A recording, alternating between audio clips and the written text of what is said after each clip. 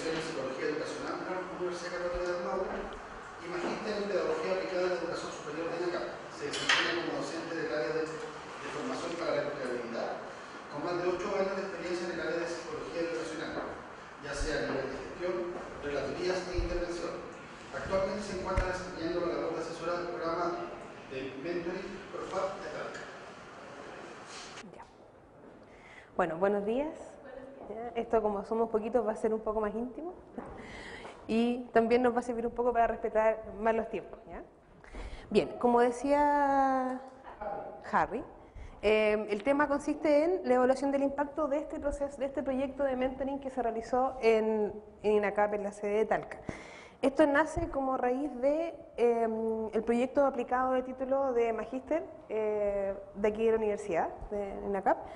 en donde fue posible dentro de este proyecto darnos cuenta de varias cosas, ¿ya? Primero, que INACAP, dentro de los profesores que ingresan a INACAP, no todos tienen formación pedagógica, ¿ya? Muchos somos docentes no de profesión, sino que de ejercicio. Además, todos estos docentes nuevos tienen un desconocimiento del proyecto educativo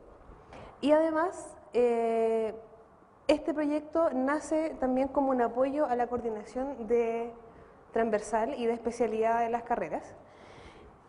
y se ampara también en los nuevos desafíos que implica el rol del docente, que tiene que ver con el conocimiento de TICs, tiene que ver también con la creación de espacios reflexivos, con prácticas pedagógicas mucho más aplicadas a la facilitación de conocimiento y no una clase típica transversal expositiva como la que muchas veces nosotros fuimos formados en la universidad. Dentro de la justificación de este proyecto está la necesidad de mejorar las prácticas docentes y el descongestionar también la actividad de los coordinadores de especialidad y los transversales, ¿ya? Muchos de ellos se enfocan harto en la parte administrativa y dejan un poco, no de lado, pero postergan quizás a veces el hacer los acompañamientos y incumplir ciertos plazos. Entonces la idea de esto es descongestionar un poco la actividad de estos coordinadores a través de la socialización de prácticas pedagógicas y haciendo un proceso de acompañamiento e inducción docente que sea más personalizada, ¿ya? No el programa de acompañamiento tipo, en donde se revisa la pautada, sino que algo mucho más vivencial, mucho más buscando el interés del académico que ha sido acompañado.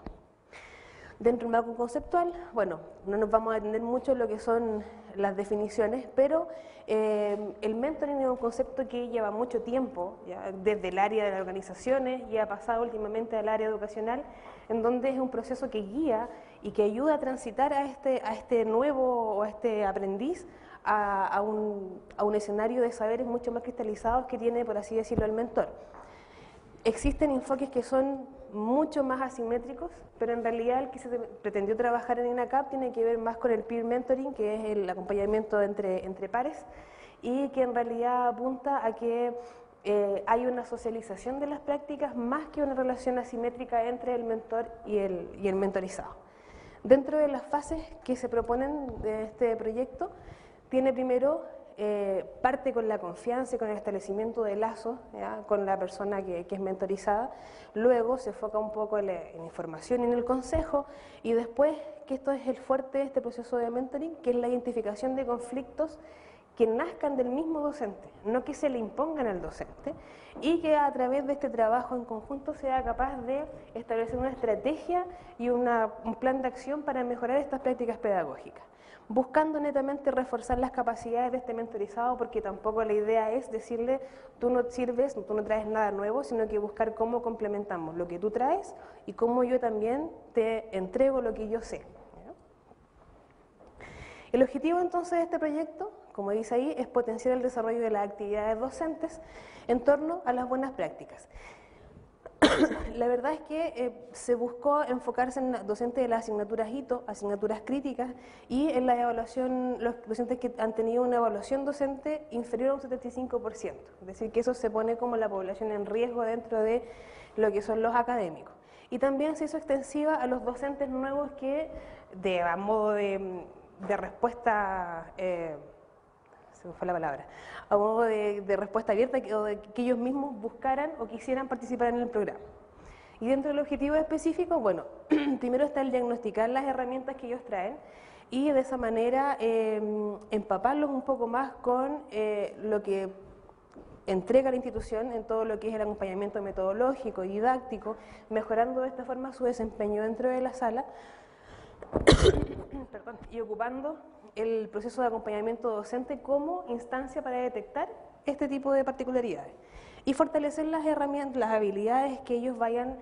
estableciendo como descendidas, ya sea a través de lo que el coordinador de especialidad me entrega como información para trabajar con él, o a través de la misma conversación que ellos mismos generen y digan, aquí en realidad tengo un punto débil, tengo una falencia y me gustaría trabajar en esto.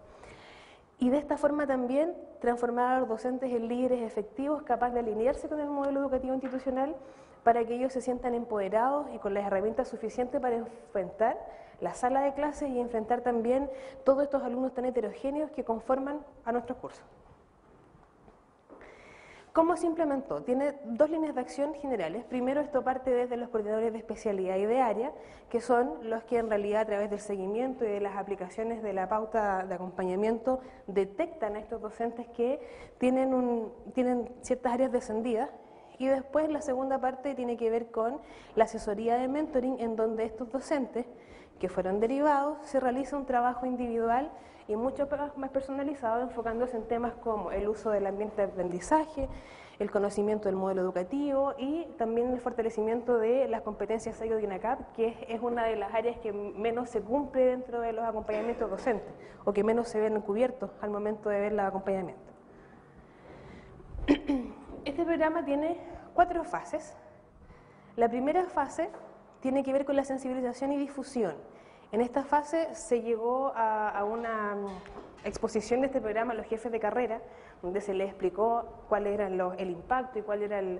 la repercusión que tenía este tipo de programa, y además se operacionalizó la pautada. ¿Ya? ¿En qué sentido se operacionalizó? Se ve así como bien chiquitito, pero más que nada para que tengan una visión general. La idea es que a estos criterios que aparecen en la pautada se les asignó un valor, y dentro de este valor es posible emitir un rango. Y estos rangos son los siguientes, según el puntaje obtenido: desempeño deficiente, riesgoso, normal o sobresaliente. Entonces volvemos un instrumento que es más cualitativo, algo más cuantitativo, que permita detectar a los coordinadores académicos que tengan un desempeño dentro de estos criterios. Dentro de la segunda fase, ya nosotros podemos trabajar con el docente en la primera interacción, ya es la primera entrevista, por así decirlo, para explicar de qué se trata el programa, para mostrarle más o menos cuáles son el impacto que puede tener en él y para generar los vínculos de confianza y de esa forma trabajar como pares. La fase número 3 ya viene ya con la recopilación de los datos de la pautada, y es posible, gracias a esta fase, generar un archivo personal del académico. Es decir, se grafican todos los acompañamientos docentes y permite dar una visión de una progresión, en donde es posible ver que el docente partió en cierto rango, en tal periodo subió su desempeño, bajó y después se mantuvo en tal nivel. Entonces esto nos permite ver en qué periodo del año, por ejemplo, el docente tiene evaluaciones más críticas, si tiene que ver más con el periodo de primavera, con el periodo de otoño, están relacionados con los cursos que imparte o con los cursos de alumnos, por así decirlo también, que pueden ser alumnos cursos históricos un poco más conflictivos. Entonces permite dar una variable para generar análisis posteriores del desempeño que ha tenido el académico en las instancias de acompañamiento docente. Y en esta fase se inicia el programa mentoring, por así decirlo, de forma más específica, en donde ya hay una interacción con el docente que nace desde él, ¿ya? No desde lo impuesto por el coordinador, sino que él ya tiene, como ya lleva un tiempo haciendo la parte académica de la sala, ya tiene ciertas dudas en cuanto a, por ejemplo, la estructura de las evaluaciones, qué herramientas ocupar, cómo necesito, por ejemplo, trabajar en la plataforma, de qué manera puedo trabajar tal conflicto con mis alumnos. Ya es un poco más bidireccional, ¿ya? El intercambio de información. Y en la última fase, en la fase 4, a través de los datos que hemos recopilado, es posible llevar una progresión del área en cuanto al desempeño de los docentes. Por ejemplo, este gráfico corresponde al área de administración y negocios, en donde, por ejemplo, todos los docentes al inicio del acompañamiento están dentro del rango normal en un 82% y solamente un 18% cae en un rango de desempeño sobresaliente. Pero al final del proceso, al final del semestre, Estos docentes, ya sea a través de los que han trabajado con mentoring y los que han sido trabajados solamente desde el coordinador de especialidad, su desempeño ha variado, ha aumentado el número de los docentes con desempeño sobresaliente y bueno, ahí se ve un índice de desempeño en riesgoso que también vale la pena darle una vuelta y por qué se generan este tipo de prácticas, comparando también con el archivo de cada uno de los docentes que han sido acompañados. ¿Qué resultados tuvimos con la aplicación de este proyecto? Primero, se cumplió la descongestión de los coordinadores, ¿ya? Ellos se permitió enfocar a las labores que son netamente, o sea, no netamente, sino que labores que son también de tipo administrativo, y el trabajo con los docentes, como fue más personalizado, permitió que solamente un 3% de los docentes de área no fueran acompañados, ¿no? O sea, se permitió mayor cobertura. Y se pasó de un 36 a un 22% de estos docentes fueron, dependiendo de las áreas, acompañados de 2 o 3 veces. Y los docentes con asignaturas hito y con asignaturas críticas se les permitió ser acompañados de 5 a 6 veces, ya que se descongestionó el trabajo con los docentes que tenían ciertos rangos de desempeño. A nivel general, también por área, fue posible ver el impacto de este proceso en la variación del desempeño de los docentes. En todas las áreas aumentó el desempeño desde docentes que estaban en rango normal, quedaron en un nivel sobresaliente. Entonces, en realidad, el aporte y la entrega de herramientas sí tuvo un impacto porque, a la vista del mismo coordinador, los docentes sí cambiaron sus prácticas, sí las mejoraron y también la percepción que los alumnos tenían de ellos. Como conclusión, entonces, podemos ver que este proyecto sí ha sido efectivo, sí mejoró el desempeño de los académicos dentro de la sala y sí fue posible considerar la implementación de metodologías que sean atingentes al modelo educativo y que también los docentes se sintieran cómodos con la labor académica que hacen dentro de la sala de clase. Y esto también permitió que los docentes tuvieran un aumento de su autoeficacia y se empoderaran como líderes. De hecho, hay otro proyecto de un colega, Juan Pablo, que tiene que ver con liderazgo, en donde estamos viendo la posibilidad de unir estos dos proyectos a futuro y ver de qué forma podemos potenciar a través del mentoring y a través del liderazgo ciertas prácticas que aporten también al desempeño académico. Y a modo de reflexión final, este tipo de proyectos ayuda de forma administrativa a la toma de decisiones, ¿ya? Al ver el desempeño histórico del docente, permite ver la posibilidad de, en el caso específico, darle más carga horaria o saber cuáles son sus periodos más fuertes en los cuales ha tenido mejor desempeño en algunas asignaturas. También se genera un espacio de reflexión pedagógica, porque la intención no es solamente orientar de forma unipersonal entre el asesor y el docente y el académico, sino que también es armar grupos que apunten a la reflexión de prácticas pedagógicas, es facilitar el trabajo con los docentes pares, por ejemplo, de las mismas asignaturas, o con docentes de otras áreas que puedan complementar sus prácticas o que tengan también la forma de contar experiencias efectivas que ellos han tenido con situaciones puntuales dentro de las salas de clase. Y de esta forma también es posible generar comunidades de conocimiento, porque al docente, al académico, al trabajar con él de forma personalizada, se puede entender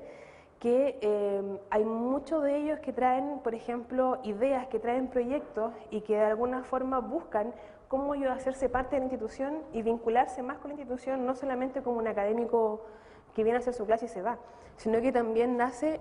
cierto interés por generar conocimiento para todos, ¿no? Y de esa manera también han nacido varias ideas de proyectos que son transversales y que son multidisciplinarios.